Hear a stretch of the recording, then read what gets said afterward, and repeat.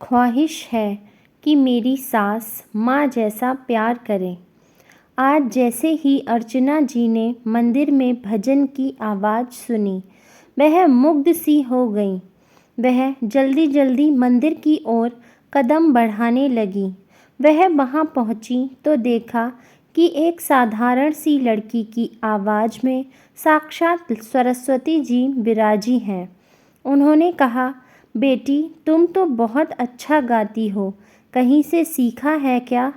तुम्हारा नाम क्या है? नहीं आंटी जी, बस यूं ही भजन सुनते सुनते गुनगुना लेती हूँ। मेरा नाम नैना है। वह उससे बहुत प्रभावित हुई। अर्चना जी गुणी बहू की तलाश में बहुत भटक रही थीं, पर उन्हें बेटे के लायक हाइट और व्यक्तित्व के अनुसार लड़की नहीं मिल रही थी और वह प्रतिदिन भगवान से प्रार्थना करती थी कि हमें ऐसी संस्कारी बहू मिले जो घर परिवार को एक करे। यही गुण उन्हें नैना में नज़र आए। वह बहुत ही विनम्र लग रही थी। उससे बातों ही बातों में उन्होंने माँ बाप का नाम पूछ लिया और पता पूछ लिया। इतना सुनते ही उसकी आंखों में आंसू भर आए। वह अपने आप को संभालते हुए बोली, आंटी जी मेरी माँ बाप नहीं है, मैं अपने मामा के पास रहती हूँ। तभी अर्चना जी ने उससे कहा, तुम अपने मामा मामी का नाम बताओ। नैना बोली, आंटी जी मेरे मामा गांव गए हैं, कल मिल लीजिए। उसने अपने मामा मामी का नाम और पता बता दिया। नैना जैसे ही शाम को वापस घर पहुंची कि तभी मामी ने डांटते हुए कहा, अरे कहाँ से इतनी देर में आ रही है, देख कितना काम पड़ा है। उसकी मामी को कोई औलाद नहीं थी, इसलिए उसके प्रति उनका व्यवहार बहुत रूखा था। इसी तरह वह उससे दिन रात खूब काम कराती। आखिर वह बिन माँ बाप की बेटी जो ठहरी। जब भी रात होती तो भगवान से हमेशा प्रार्थना करती, हे भगवान मुझसे बचपन में ही क्यों माँ छीन ली। काश मेरी माँ होती तो वह मुझसे कितना लाड लड़ाती। रात हो चुकी थी, वह थक कर चूर हो चुकी थी। उसे लग रहा था कि कब मामा आएंगे और मैं मामा से बात करूंगी। किस तरह मामा ने उसे लालन पोषण करके बड़ा किया।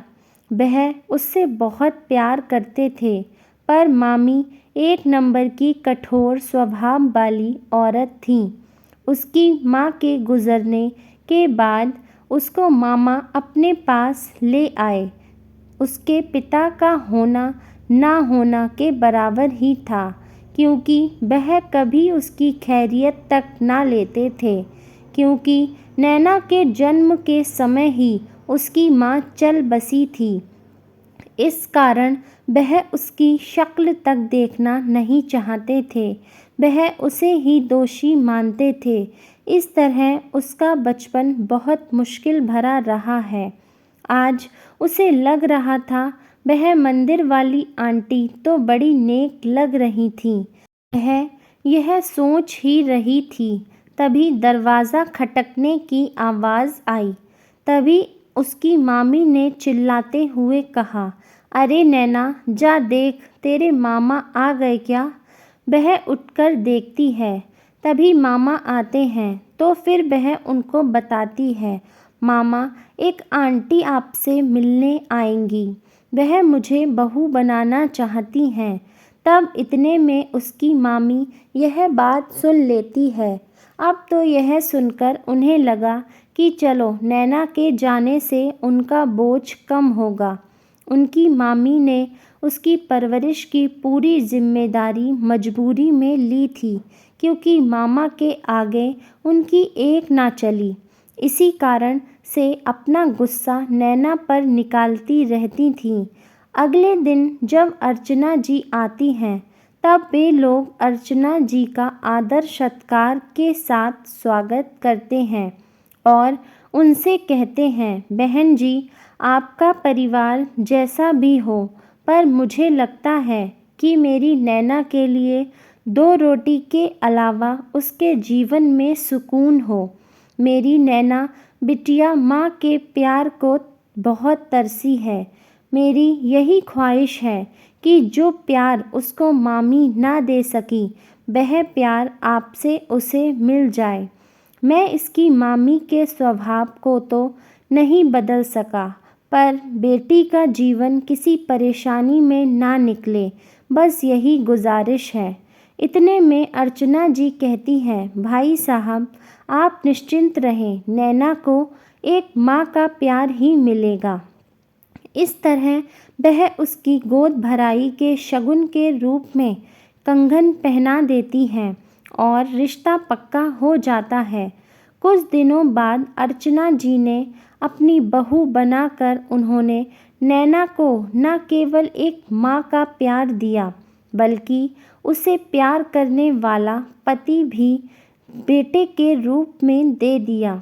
जब वह ससुराल में पहला कदम रखने के बाद सासू माँ के पैर छूने के लिए झुकी, उसी समय अर्चना जी ने उसे रोक दिया और कहा, नैना मैं तुम्हें बहू नहीं बल्कि बेटी बनाकर लाई हूँ। आज से मैं तुम्हारी माँ ही हूँ और बेटी कभी माँ के पैर नहीं छूती। मुझे तो गुड़ी बहू चाहिए थी, वह तुम हो। इस तरह नैना की ख्वाहिश पूरी हो गई। जिस प्यार को बहुत तरसी थी वह अब उसे सास के रूप में माँ का प्यार मिलने लगा और उसकी ख्वाहिश भी पूरी हो गई। कहते हैं कि दुख के बाद सुख आता ही है।